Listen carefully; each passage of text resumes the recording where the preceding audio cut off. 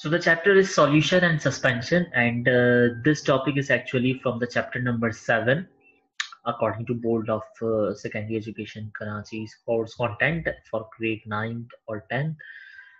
Solution on suspension.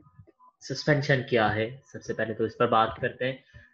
So it is a heterogeneous mixture. Heterogeneous का मतलब है different.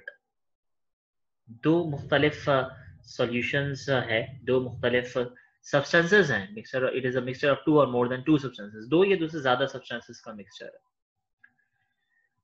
Before moving ahead, I must make sure कि आपको ये भी पता हो कि what is the mixture and what is the compound. Compound क्या है और mixture क्या है. Compound हम किसे कहते हैं, mixture हम किसे कहते हैं, ये बात भी आपको मालूम होनी चाहिए. तो compound के बारे में याद रखिएगा, whenever two or more substances combined chemically, जब वो chemically combined होंगे, then they form the compound, तो वो compounds बनाएंगे. Let's suppose मैं एक बीकर में 100 ml of water लेता हूँ, उसमें 10 ग्राम सॉल्ट्स डालता हूँ, उसे डिसॉल्व करता हूँ. अब चूंकि सॉल्ट और वाटर के दरमियान में एक केमिकल रिलेशनशिप बना है, so this is called a compound. But if I talk about the mixture, तो दो मुख्तलिफ सब्सटेंसेस मैंने लिए. मैंने वाटर 100 ml वाटर के अंदर मैं 10 ग्राम चॉक पार्टिकल्स को डिसॉल्व कर रहा हूँ, या मैं इसमें 10 ml ऑयल डाल देता हूँ, या कोई और लिक्विड डाल देता हूँ which is insoluble in water, जो पानी में डिसॉल्व नहीं हो सकती. So this is how that I can make a differentiation between a compound and a mixture. तो compound वो है जो केमिकल कंबाइन करेगा दो सब्सटेंसेस या दो से ज्यादा को. लेकिन अगर ये फिजिकली कॉम्बिनेशन बैठता है तो it is called as a mixture. तो I repeat, it is the heterogeneous के डिफरेंट सब्सटेंसेस जो कि दो या दो से ज्यादा हो, उसका मिक्सचर सस्पेंशन कहलाता है. The heterogeneous mixture consists of visible particles. अब इसके जो सॉल्यूशन आप बनाते हो, इसका जो आप मिक्सचर बनाते हो या सस्पेंशन आप प्रैक्टिकली तैयार करते हो, each of which contains thousands molecules surrounded by a liquid, उसके अंदर thousands molecules जो है वो मौजूद होते हैं. And the particles are visualized. आप उसे देख सकते हो, visible होते हैं ये particles. जैसे मैंने कहा कि 100 ml वाटर के अंदर आप 10 ग्राम पार्टिकल्स सैंड के या चॉक पार्टिकल्स आप डाल के डिसॉल्व करके दिखाए, वो नहीं होगा. That particles will be visualised. वो आप देख सकते हो, वो आपको नजर आ रहा है, वो फिजिकली आप आइडेंटिफाई कर सकते हो. This is the main definition और the basic definition of suspension. Suspension common examples क्या है हमारी डेली लाइफ के अंदर. This is the most important question from board point of view. अक्सर वो बेशतर पूछा भी गया है. So the very first example is the emulsion, suspension of droplets of one liquid into another in which one of them is not soluble. ये बात अभी की कि एक आप सब्सटेंस को दूसरे सब्सटेंस के अंदर डिसॉल्व करना चाह रहे हो, but that substance is not able to get dissolved in that particular substance. 100 ml water के अंदर आप 2 ml जो है वो ऑयल डालें, डिसॉल्व नहीं हो सकेगा. This suspension is called as emulsion. इसे हम emulsion कहते हैं. फॉर्म या फ्रॉथ, सस्पेंशन ऑफ गैस या एयर इन लिक्विड. गैस की आप सस्पेंशन बना रहे हैं लिक्विड के साथ, जिस तरह से हम कोला बेवरेजेस इस्तेमाल करते हैं अपनी खाने पीने के अंदर, कोल्ड ड्रिंक्स जिस तौर पे आपने कहा जाता है. तो ये गैस है, और ये गैस आप air in the form of carbon dioxide bicarbonate आप स्पेसिफिकली यूज कर रहे हैं लिक्विड के अंदर. That is called as foam. Mud, आपको मालूम है कि suspension of the fine particles of salt in small amount of liquid, कि आपने सैंड है, सॉइल है, उसे पानी के अंदर डिसॉल्व करें, वो डिसॉल्व नहीं होंगे. दैट इज कॉल्ड स्लाइम और मड. और स्मोक, गाड़ियों से निकलता हुआ धुआं जो कि कार्बन के पार्टिकल्स कंटेन करता है. सॉलिड का एयर या गैस के साथ कॉम्बिनेशन, या एयर या गैस के साथ कोई particular relationship, that is called as smoke. So these are the basically 4.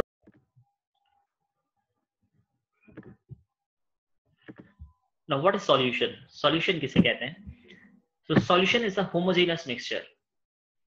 ये homogeneous mixture है. Homogeneous mixture से मुराद ये है कि दो same type of substances हैं जो एक दूसरे के अंदर dissolve हो सकते हैं. So the homogeneous mixture of two or more than two substances is called solution. आप उसे solution का नाम देते हैं. But remember, solution consists of the two main components. यानी कि सॉल्यूशन बनाने के लिए हमें दो कंपोनेंट्स की जरूरत पड़ती है, and these two components are number one solute and number one is the solvent. ये दो जो सब्सटेंसेस हमें चाहिए किसी भी सॉल्यूशन को बनाने के लिए, वो सॉल्यूट और सॉल्वेंट होते हैं। Now what are the solute and the solvent? Solute और सॉल्वेंट क्या है? तो substance which is to be dissolved, जिसे तुम डिसॉल्व करना चाह रहे हो, that substance is called as a solute. मतलब जिस चीज को हम डिसॉल्व करना चाहते हैं, फॉर एग्जाम्पल दूसरी बात, it is usually lesser in quantity, इसकी क्वांटिटी कम होती है। लेट्स सपोज हम 100 ml वाटर के अंदर 10 ग्राम सॉल्ट डिसॉल्व करें। अब ये 10 ग्राम सॉल्ट मैं डिसॉल्व करना चाह रहा हूँ, the thing which I would like to dissolve in another substance, that is the solute। इसी तरह से 100 ml की जो क्वांटिटी है वो 10 ml के 10 ग्राम के मुकाबले में बहुत ज्यादा है।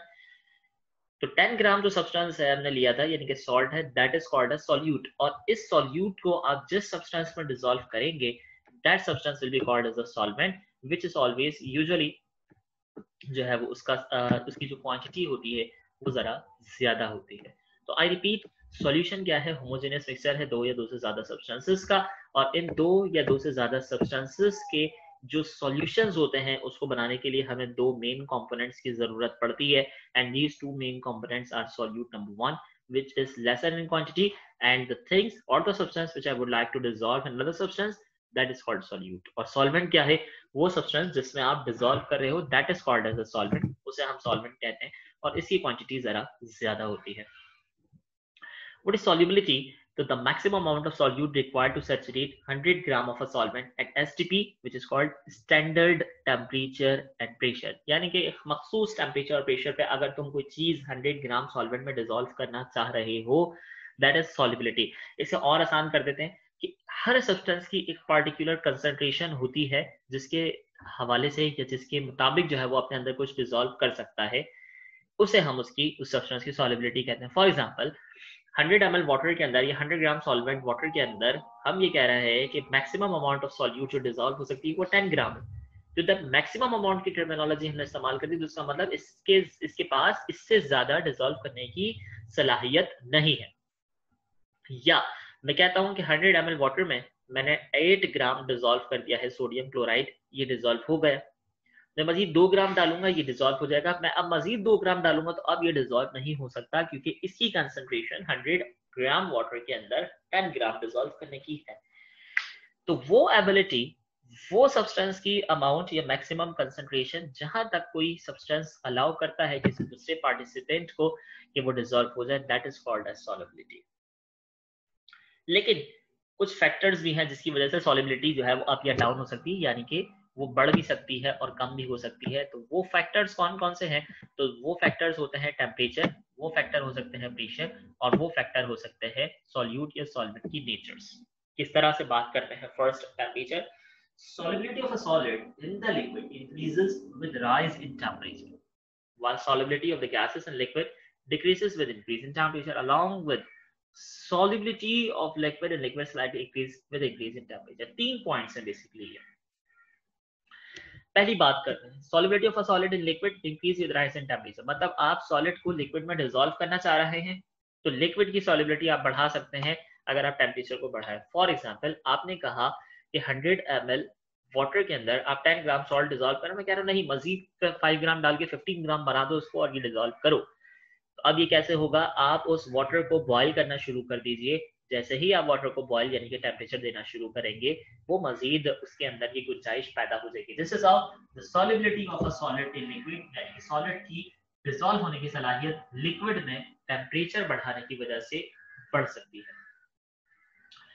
Solubility of gases in the liquids, यानी कि आप गैस को लिक्विड में डिसॉल्व करना चाह रहे हो, decreases with increase in temperature. अगर आप टेम्परेचर को इंक्रीज कर दोगे, मैं कोला बेवरेजेस पार्टिकुलरली बात कर रहा हूँ कि कोई पेप्सी है, कोको कोला है, मैं इस लिक्विड में गैस यानी कि बाइकार्बोनेट को मजीद डिसॉल्व करना चाह रहा हूँ, तो मैं जैसे ही टेम्परेचर को ज्यादा करूंगा, इसके अंदर जो गैसेस की सॉलिबिलिटी है वो कम हो जाएगी। तो यूजुअली आपने देखा होगा, आप एग्जामिन भी कर सकते हैं, कॉमन एक्सपीरियंसेस हैं कि अगर हम कोल्ड ड्रिंक्स इस्तेमाल कर रहे हैं अपनी डाइट के लिए, अगर उसे कोल्ड ही ना किया जाए, वो गर्म इस्तेमाल कर ले, टेम्परेचर को बढ़ा दे, तो टेम्परेचर बढ़ने की वजह से अब क्या होगा? जो कोल्ड ड्रिंक के अंदर पाई जाने वाली बाइकार्बोनेट गैसेस थी वो असर नहीं रखती, which results in the indifferent sense of the taste, जिसकी वजह से जायके में आपको फर्क महसूस होगा। अगर आप कोल्ड ड्रिंक कोको कोला को ठंडा या गर्म करके दोनों तरीके से पी के देखें तो आपको एक जायका में चेंज मिलेगा। बिकॉज ऑफ व्हाट, कि वहां पर जो सॉलिबिलिटी है गैस की वो टेम्परेचर इंक्रीज होने की वजह से खत्म हो चुकी है या कम हो चुकी है। और तीसरी इंपॉर्टेंट बात, लिक्विड की बात अगर हम करें तो it increases with rise in temperature, यानी हम 100 ml वाटर के अंदर 10 ml जो है वो कोई दूसरा लिक्विड डिसॉल्व करना चाह रहे हैं। फॉर एग्जाम्पल, मैं 100 ml वाटर के अंदर 10 ग्राम जो है वो 10 ml जो है वो मिल्क डालता हूँ डिसॉल्व करना। अब ये जो लिक्विड है ये डिसॉल्व हो जाएगा। अब ये लिक्विड डिसॉल्व हो जाएगा, मैं चाहता हूँ इसकी टेंडेंसी मजीद बढ़ जाए, तो मुझे क्या करना पड़ेगा, इस वाटर को या इस मिल्क को बॉईल करना पड़ेगा। तो जैसे ही मैं मिल्क को बॉईल करूंगा इसकी सॉलिबिलिटी जो है वो बढ़ जाती है। इसी तरह pressure has no effect on solid liquid. Solid और लिक्विड पे इसका कोई फर्क नहीं पड़ेगा, आप चाहे प्रेशर कितना ही बढ़ा दें सॉलिड पर, लिक्विड पे इसका कोई फर्क नहीं पड़ता। But solubility of a gas in liquid is directly proportional to pressure of gas. जितना ज्यादा आप प्रेशर बढ़ाएंगे उतना ही ज्यादा सॉलिबिलिटी जो गैस की है वो लिक्विड में बढ़ जाएगी। वही एग्जांपल है कूलर बेवरेजेस की, कोको कोला है, उसके अंदर लिक्विड के अंदर आप बाइकार्बोनेट को डिसॉल्व करना चाह रहे हो, आप प्रेशर बढ़ाते जाओ, जैसे जैसे आप प्रेशर बढ़ाते जाओगे जो सॉलिबिलिटी है वो भी बढ़ती चली जाएगी। नाउ नेचर ऑफ सॉल्यूट और सॉल्वेंट, ये भी बहुत इंपॉर्टेंट रोल लगती है। पोलर सॉल्यूट, पोलर का मतलब है कि डिसिमिलर एटम से बना हुआ कोई सॉल्यूट हो, डिसॉल्व्स इन पोलर सॉल्वेंट्स, वो पोलर सॉल्वेंट में ही डिसॉल्व होगा। जबकि नॉन पोलर सॉल्यूट जो है वो नॉन पोलर सॉल्वेंट्स में ही डिसॉल्व होते हैं। जिस तरह से अगर बात करें पोलर सॉल्यूट की, सोडियम एक अलग एटम है, क्लोरीन अलग एटम है, this is the sodium chloride. अब ये सोडियम क्लोराइड पोलर सॉल्यूट है और मैं इसे पोलर सॉल्वेंट यानी वाटर, हाइड्रोजन और ऑक्सीजन दो डिफरेंट एटम के कॉम्बिनेशन का बना हुआ एक मॉलिक्यूल यानी कि पानी जो कि पोलर सॉल्वेंट है इसमें डिसॉल्व करूंगा तो वो डिसॉल्व हो जाएगा, because the polar solute have ability to dissolve in the polar solvent. जबकि नॉन पोलर सॉल्यूट जो है वो नॉन पोलर सॉल्वेंट में ही डिसॉल्व होते हैं। सॉल्यूशन तीन तरह का हो सकता है और ये तीन तरह के जो सॉल्यूशन है वो कौन कौन से हैं, सैचुरेटेड सॉल्यूशन, अनसैचुरेटेड सॉल्यूशन और super saturated solution.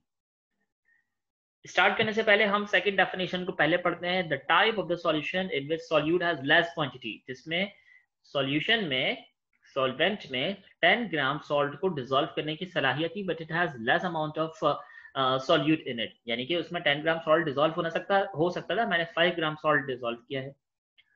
So it has further capacity to dissolve the solute. अब इसके पास ये एबिलिटी है कि मजीद सॉल्ट डालो तो वो डिसॉल्व हो जाएगा। Such type of solution are called unsaturated solution. I repeat, कि कोई ऐसा सॉल्यूशन जिसमें सॉल्यूट की जितनी क्वांटिटी डिसॉल्व हो सकती थी यानी लिक्विड की जो सॉल्युबिलिटी थी उससे कम हमने सॉल्ट को डिसॉल्व किया है और उसमें मजीद सॉल्ट डिसॉल्व हो सकता है, ऐसा सॉल्यूशन अनसैचुरेटेड सॉल्यूशन कहलाता है। मसलन 100 ml वाटर में 10 ग्राम सॉल्ट आप डिसॉल्व कर सकते हैं, आपने 5 ग्राम सॉल्ट जो है डिसॉल्व किया है, अभी इसमें 5 ग्राम सॉल्ट मजीद डिसॉल्व हो सकता है। इट्स मीन इसकी जो क्वांटिटी है सॉल्यूट की वो लेस है। ये जो सॉल्यूशन बनेगा अभी 100 ml वाटर में 5 ग्राम सॉल्ट का, that solution is called unsaturated solution.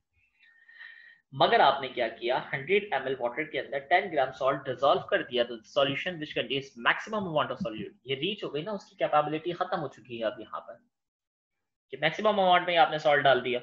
100 ml में 10 ग्राम डिसॉल्व हो सकता था, आपने 10 ग्राम ही रखा है।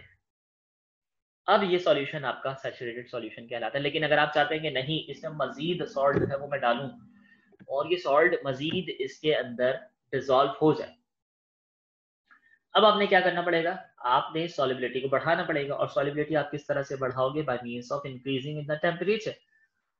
आप उस वाटर को बॉयल करना शुरू करेंगे। आप वाटर को बॉयल अगर करते हैं तो टेम्परेचर बढ़ाने की वजह से जो सॉल्युबिलिटी है वाटर की 10 ग्राम सॉल्ट को डिसॉल्व करने की वो बढ़ जाएगी और अब उस 10 के बजाय अब उसमें 15 ग्राम, 20 ग्राम या जितना ज्यादा डिसॉल्व करना चाहें वो आप डिसॉल्व कर सकते हैं। तो ये तीन तरह के सॉल्यूशंस हो सकते हैं, अनसैचुरेटेड, सैचुरेटेड, सुपर सैचुरेटेड। याद रखिएगा इसका मतलब हरगिज ये नहीं है कि मैं 100 ml कह रहा हूं तो इसमें 10 ग्राम ही हो सकता है। I am just talking about the examples और इंस्टेंसेस, मैं मिसाल आपको दे रहा हूं, ऐसा हरगिज लाजमी नहीं है। हो सकता है 100 ml वाटर के अंदर 15 ग्राम सॉल्ट डिसॉल्व होता हो, आपने उसके अंदर 5 ग्राम डिसॉल्व किया, तब भी वो अनसैचुरेटेड ही कहलाएगा। I am talking about the solubility, मैं सॉल्युबिलिटी पे बात कर रहा हूं कि अगर उसकी कंसंट्रेशन से कम सॉल्यूट डिसॉल्व हुआ है तो ये सॉल्यूशन अनसैचुरेटेड है। जितनी सॉल्युबिलिटी थी उतना ही सॉल्यूट डिसॉल्व किया है आपने सॉल्वेंट में, तो अब ये सॉल्यूशन सैचुरेटेड है। और अगर इसकी गुंजाइश से ज्यादा आपने सॉल्यूट जो है वो डिसॉल्व कर दिया, अब जो है ये सॉल्यूशन आपका सुपर सैचुरेटेड सॉल्यूशन कहलाता है। क्रिस्टल्स क्या होते हैं, या क्रिस्टलाइजेशन का फिनोमेना क्या है? तो crystallization is the process in which dissolved solute come out of the solution and form crystal। जिसमें आपने क्या किया, आपने सॉल्यूट को डिसॉल्व किया, सॉल्यूशन बना दिया, अब आप कहते हो कि नहीं मुझे वो सॉल्यूट वापस चाहिए।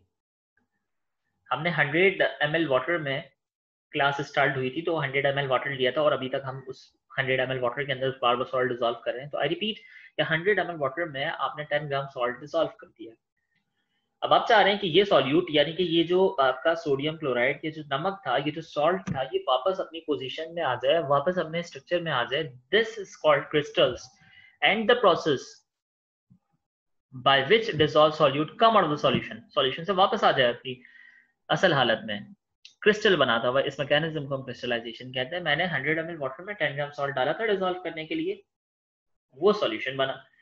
अब मैं कहता हूँ कि नहीं मुझे ये सॉल्ट वापस चाहिए, मैं क्या करूंगा, मैं इसे बॉईल करने के लिए रख दूंगा, एवोपरेट करूंगा। जितना पानी 100 ml है ये एवोपरेट होता रहेगा होता रहेगा होता रहेगा और स्टीम बनकर ये एवोपरेट हो जाएंगे, मॉलिक्यूल्स खत्म हो जाएंगे, वेपर्स बना देंगे। और बाकी जो चीज बचेगी वो चीज होगी सोडियम क्लोराइड के क्रिस्टल्स। अब ऐसा लाजमी नहीं है कि हम सिर्फ सोडियम क्लोराइड के ही क्रिस्टल्स बना सके, हम दूसरे सॉल्यूट्स के भी बना सकते हैं, लाइक शुगर। हमने 100 ml वाटर के अंदर 15 ग्राम शुगर जो है वो डिसॉल्व की। अब मैं कहता हूँ कि ये शुगर वापस अपनी पोजीशन पर आ जाए, मुझे उसे को बॉईल करना पड़ेगा, मैं उसे बॉईल करूंगा, एवोपरेट करूंगा, वेपर्स बनना शुरू हो जाएंगे पानी के, और पानी स्टीम बन के रिलीज हो जाएगा वेपर्स बनाता हुआ, और वापस क्रिस्टल्स हम उसके ऑब्टेन कर लेंगे।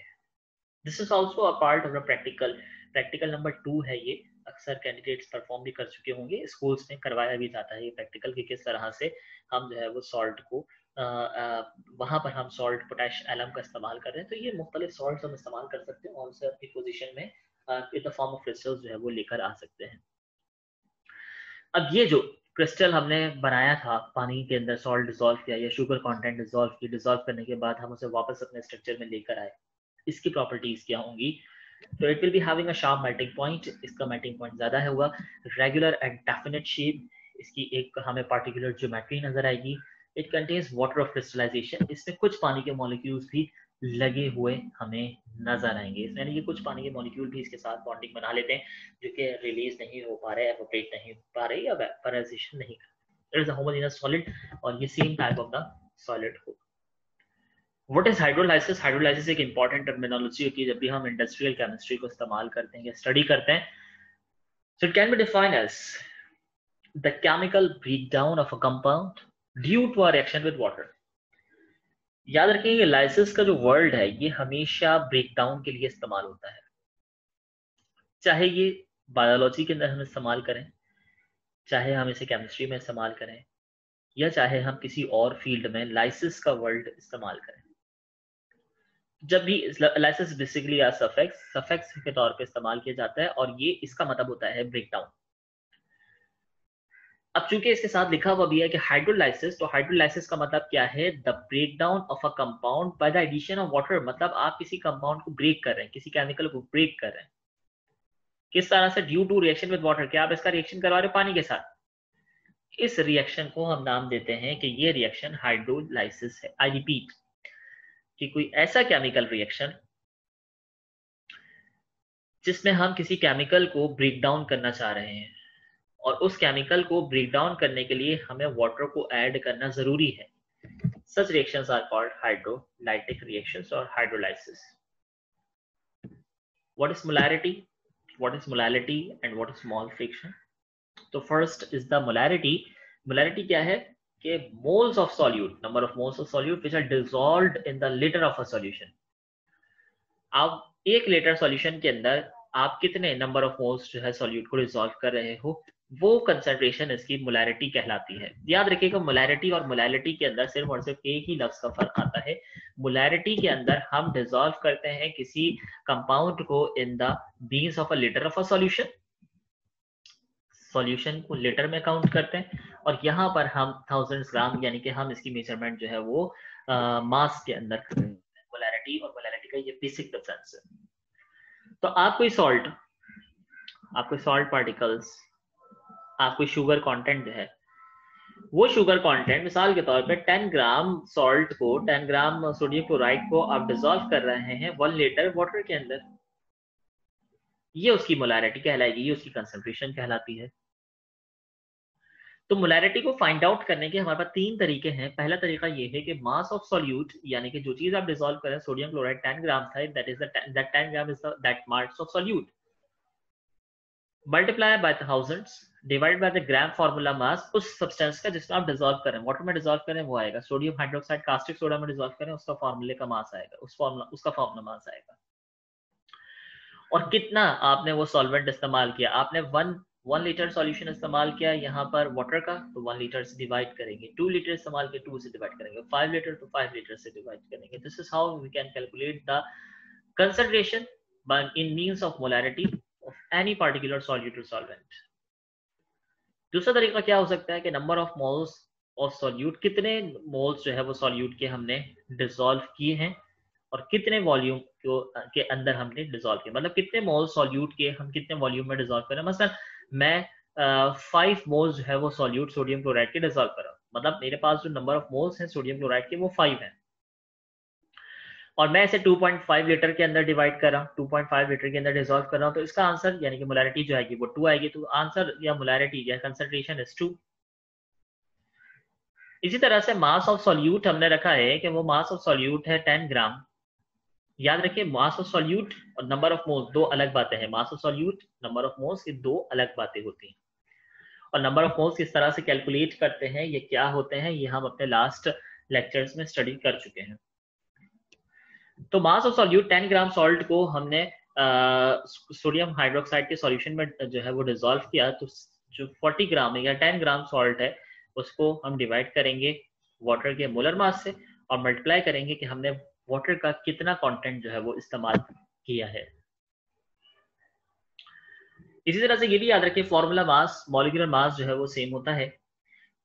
तो जब भी कभी भी हम फॉर्मूला मास, मॉलिक्यूलर मास लिखते हैं, मोलर मास, मॉलिक्यूलर मास या फॉर्मूला मास लिखते हैं, तो इसका मतलब तकरीबन जो है वो सेम है। फर्क सिर्फ इतना है कि मोलर मास हम ग्राम में मेजरमेंट करते हैं, मॉलिक्यूलर मास हम एटॉमिक मास यूनिट के अंदर मेजरमेंट करते हैं, और फॉर्मूला मास जो है वो हम उन सब्सटेंसेस का निकालते हैं जो कि पार्टिकुलरली आयंस बनाते हैं, लाइक सोडियम क्लोराइड। मोलैरिटी और मोलैलिटी का बेसिक डिफरेंस ये है कि मोलैरिटी में हम किसी सब्सटेंस को, किसी सॉल्यूट को डिसॉल्व करते हैं in the litre of a solution. तो जो सब्सटेंस डिसॉल्व हो रहा है यानी कि मोल्स ऑफ अ सॉल्यूट को हम डिसॉल्व करवाएंगे लीटर ऑफ अ सॉल्यूशन में, मतलब ये है कि हम सब्सटेंस के सॉलिड को, सब्सटेंस के मास को, जो कि ग्राम मॉलिक्यूलर मास में हो सकता है, एटॉमिक मास यूनिट में हो सकता है, उसको हम लीटर में डिवाइड करें, लीटर से डिवाइड करें, लीटर में डिसॉल्व करें। मगर यहाँ पर हम ग्राम या मॉलिक्यूलर मास को, फॉर्मूला मास को हम डिवाइड करें या डिसॉल्व भी ग्राम के अंदर ही करेंगे।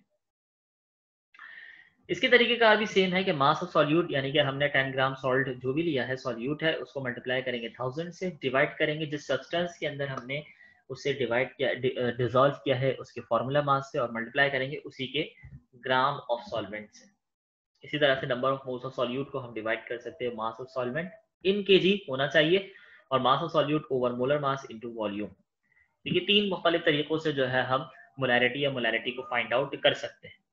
ये भी याद रखिएगा कि मोलैरिटी को रिप्रेजेंट करने के लिए हम कैपिटल एम और मोलैलिटी को रिप्रेजेंट करने के लिए हम स्मॉल एम का इस्तेमाल करते हैं।